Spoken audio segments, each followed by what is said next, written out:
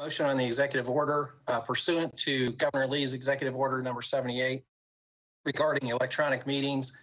I make a motion that this committee meeting agenda constitutes essential business of the Metropolitan Council and that meeting electronically is necessary to protect the health, safety, and welfare of Tennesseans in light of the COVID-19 outbreak.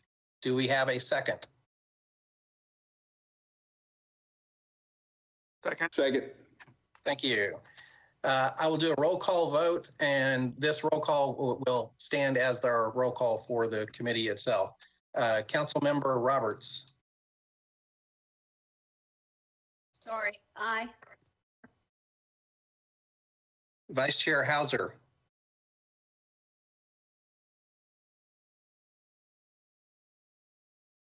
Aye.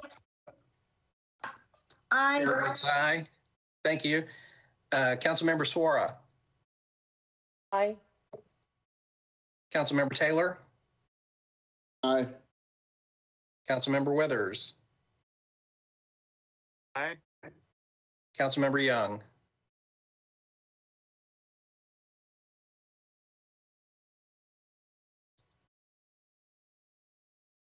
See 6 ayes, motion carries. On to our agenda. We have 2 items. First up under resolutions, RS 2021-794, Rutherford, Nash, and Allen. This approves a memorandum of understanding to transfer solid waste disposal responsibilities from the Department of Public Works to the Department of Water and Sewage Services, along with the related operational activities, personnel, and equipment. I make a motion on the resolution. Do we have a second? Second. Properly seconded. This has a proposed amendment as well. Do we have Councilmember O'Connell with us?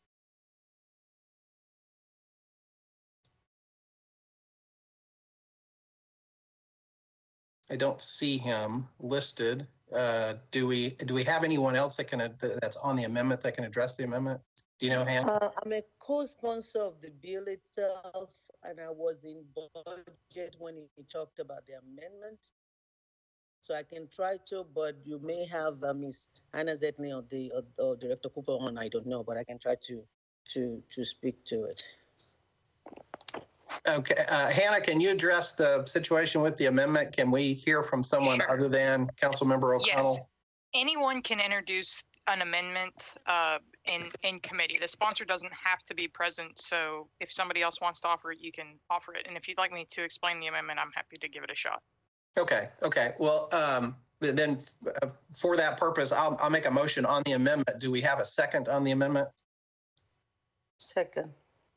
Second. Okay, properly seconded. Hannah, you're recognized for explanation of the amendment. Sure. Basically, this would add reporting requirements to the MOU that the Director of Water Services would be required to comply with. There's a quarterly written performance report, and I'm trying to remember if there's another report. I think that might be all, a quarterly performance report. Okay, any questions? Chair, this is Councilmember Suara. Yes, ma'am, you are recognized. Thank you. I'm on my phone, so I don't have the raise hand capability. So my apologies for that. Feel free to jump right in. You're right. So, but I just wanted to add that what Councilmember O'Connell shared yesterday, if you all remember that we had issue with most of the people, especially the former council members, thinking that our water department is doing so great. And all of a sudden we had the controllers telling us that we're not. And so in order to be able to add additional oversight and not have any surprises is the reason for the amendments, to make sure that council gets this report on a quarterly basis and can actually look at how this is working out or not. I think there was also a conversation about comparing it to how the department is doing while it's under public works. So we have a metric to look at it and see, and we have ongoing information and to be able to review it on a more regular basis and provide that oversight. So I wanted to share that with the committee. That was discussed in budget and finance yesterday. Thank you. Okay, thank you. And I do recall that this passed budget yesterday. I'm not sure what it did in Public Works, but I know it moved out of budget yesterday. Is there anyone else seeking recognition on the amendment?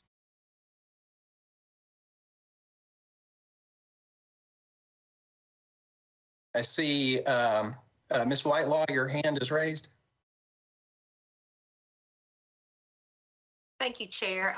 I just wanted to reiterate what the council member said about this being a quarterly report, and we are very comfortable with doing that quarterly report. So we're supportive of that, and it would be for the life of the MOU. And I just wanted to report that it did pass the MOU, the amendment, and the MOU passed in Public Works. And there was a second late filing amendment to the resolution for a sunset that I just want y'all to be aware of that will be put before council tonight. Okay, thank you for that. And I believe I saw something on that amendment, but I don't believe that amendment is before us. Is it, Hannah? So currently you're just on Councilman O'Connell's amendment, but there is a late amendment that you all are welcome to discuss if you'd like. That's the 3-year amendment. Okay. Is there any further discussion on the O'Connell amendment?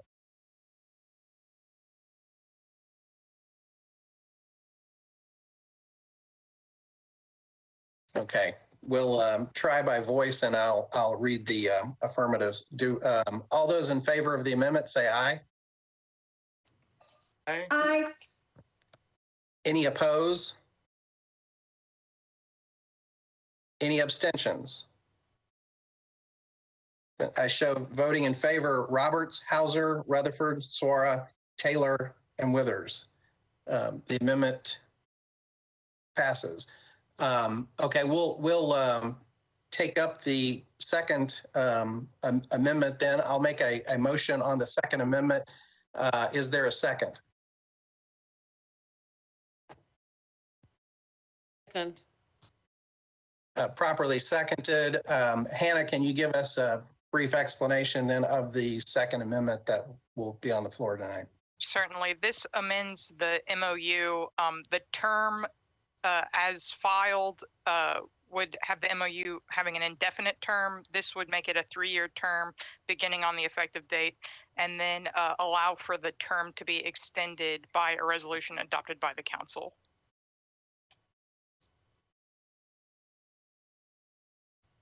Okay, so it allows for then a potential sunset. Essentially, the council would have to approve it to continue. Is that correct? Correct. After the, which was it 3 years, did you say? Yes, a 3-year term. Okay. Is any discussion on amendment number 2?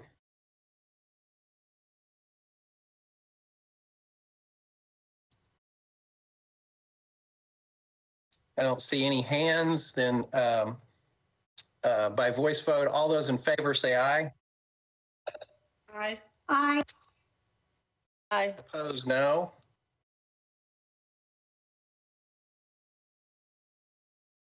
Any abstentions? Voting in favor: Roberts, Hauser, Rutherford, Suara, Taylor, Withers. Any changes? Councilmember Hauser, your hand is raised. Yes, Hannah, can you tell me, since we have approved the second amendment, that means the first amendment is no longer in play. Is that correct? No, this is Hannah Zeitlin. So these are 2 separate amendments, and they can both go on. They don't conflict, so each amendment can be adopted on its own. Thank you. Then we are, well, I'm sorry, is there No other hands, and we are on the resolution. Is there any discussion on the resolution?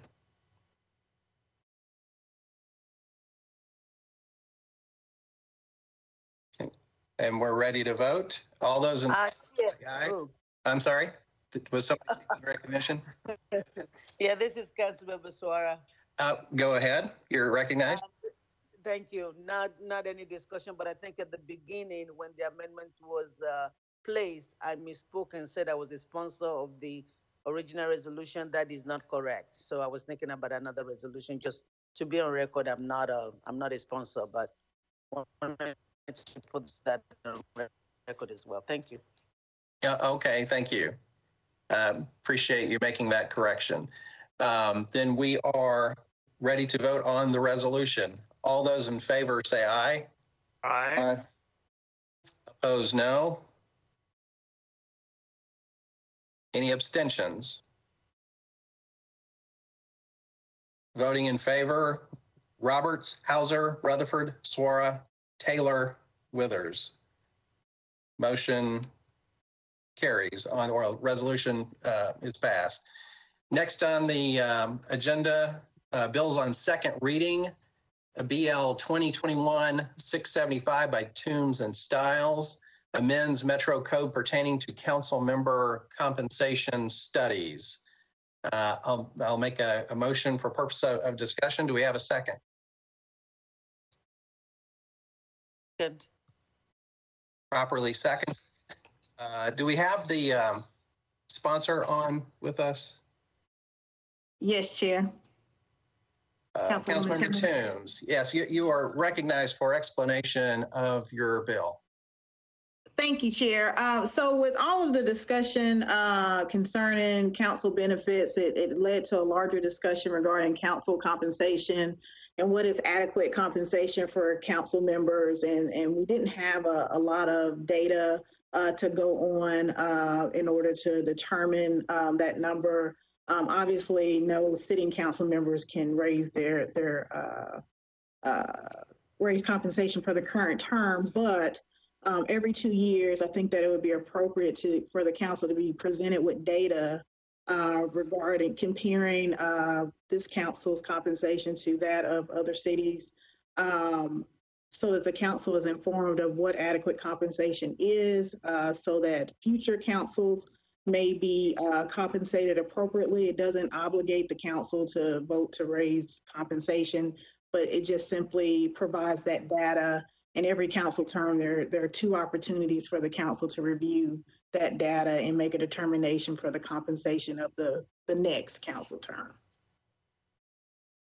Okay, quick question. This doesn't change any of the rules for how compensation is changed. It just basically puts us in a position where we look at it ever so often. Right, correct. Basically. Okay. Any questions or discussion on the bill? Councilmember Withers, you're recognized. Thank you, Chair. Question for the sponsor. I just wanted to know if there was any discussion or feedback with the Metro Human Resources Director, number 1, about it, and prior to filing the bill or since.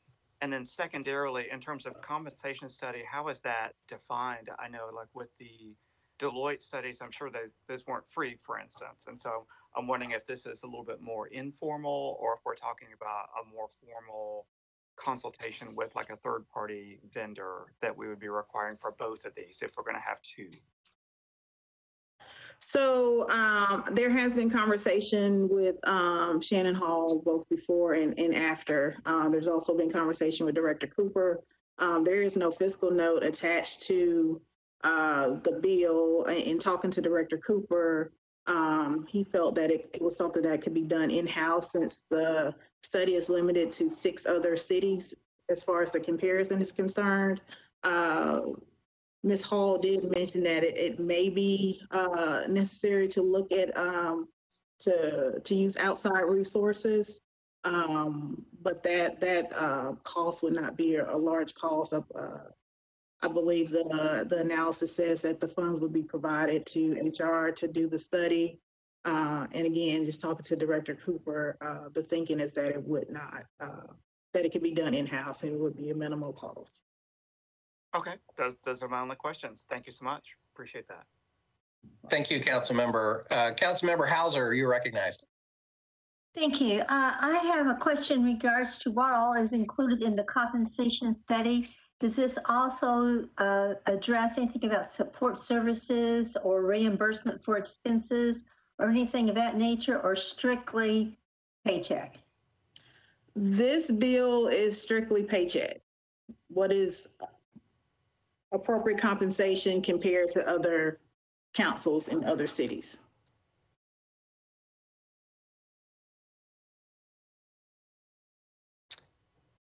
Any other comments or questions on the bill? Just one comment, because I know yes. that when I have traveled to other cities, other council people are surprised that we are not reimbursed as they are for any sort of education and travel and whatnot. The fact that we just get $750 a year max that could be contributed. There were several people that approached me. I know that they just couldn't believe that. So I would hope that at some point in time, we look at not only the paycheck, but other ways that council people are supported to be able to do our job. Because I know many of us would love to be able to have memberships in more of our community organizations, et cetera. But when it has to come out of your personal pocket, we just can't do it. So I'm hoping at some point in time that we bring that to the forefront, because I think that really impacts how effective our council can be. Thank you. Thank you, Councilmember. Councilmember Syracuse, are you recognition?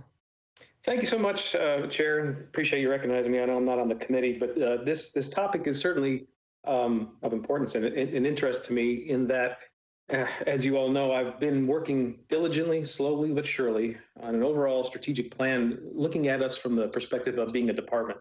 So, whereas I'm supportive of this bill, but I just wanted to bring to this committee's attention that we should be focusing our efforts on not just comparing us as council members, but also our staff and support services from the perspective of not just local legislative bodies, but really a size of the legislative body. Chair Rutherford, you recall that when you and I talked about this, you did some quick research and discovered that Nebraska, state of Nebraska, has a unicameral government of 49 members, which is pretty accurate of the size of our body. So I do think that we should be looking at our compensation and the various aspects of that. But let's also look at us from the perspective of a department, so that the services that we get, the staff support that we get, plays into this as well. So I just wanted to comment in that what I've been working on is going to be coming out here hopefully in the next couple months as well. So any opportunity for collaboration is always welcome. Thank you, Chair. Thank you, Councilmember Syracuse. And I'm impressed that you remember that quick research that I did while talking to you on the phone.